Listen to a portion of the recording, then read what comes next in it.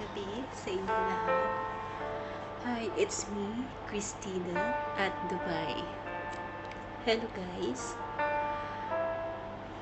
Ngayong gabi dahil since wala akong magawa, makipagkwentuhan ako sa inyo. Based on my experience,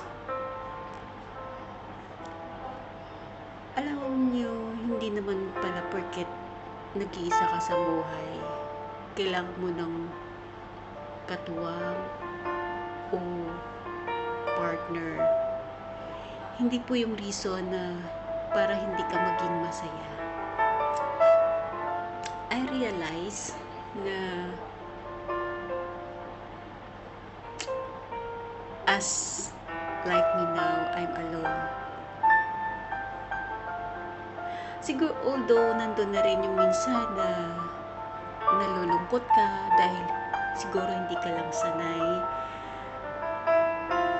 na mayroong mga tao sa paligid mo, taong nagmamahal sa'yo, nagkikare.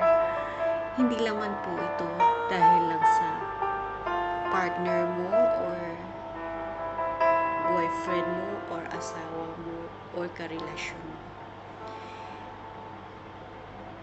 Ito ay dahil ang feelings na hindi ko ma-express pero based on my experience, na-realize ko na sapat naman pala mabuhay kahit mag-isa.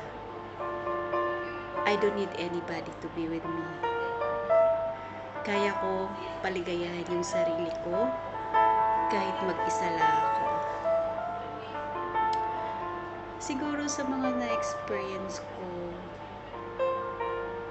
siguro lesson na rin yun sa akin dahil I trust so fast. Ako kasi yung taong madali magtiwala. Mabilis mahulog ang loob, mabilis Kasi ako yung tipong tao na once na pinakitaan mo ako ng mapait at parang seryoso ka naman sa akin, seryoso naman yung ginagawa mo, parang hindi na ako nagda-doubt. Hindi na ako nag-iisip ng mali about sa'yo o about kanino. Kumbaga, ako yung tipong taong madali magtiwala. Siguro lessons na rin yun sa akin. So from now on, siguro yun yung mga parts sa life ko na kailangan ko i-let go or try my best na baguhin. Ang let go kasi sa at baguhin, it's different. Let I say, let go. Yung i-let go mo yung mga bagay-bagay na hindi na dapat kailangan mo pa sa buhay mo. Yung pagbabago naman, yung mga nakaraan na hindi dapat i-keep or hindi dapat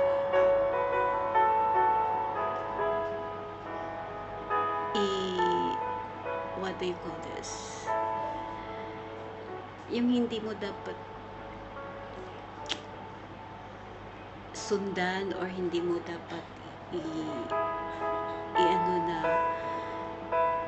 siguro i-ano mo na, baguhin mo yung sarili mo na hindi ka dapat magtiwala ng so fast. Don't trust anyone so fast. Or kasi ganun ako. Ako yung tipong ganun talaga ako. Guys, anyway, ang hirap i-explain. So, dahil wala akong magawa ngayong gabi, shinare ko lang yung buhay ko. It's me, Christina, Dubai. Thank you for watching. Sana hindi kayo naboboard sa akin. Bye! Please follow me more and subscribe my YouTube channel. Ako to din. And please subscribe me more and follow me more. Thank you! Anyway, off ko tomorrow. So, yeah, rest. Beauty rest. And refresh the mind. So, siguro, mas maganda sa bahay ka na lang lagi.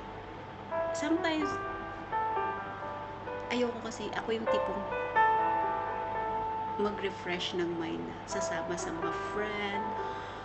Sabi nila, lalabas ka, mag-enjoy ka, pero ayoko ng ganun.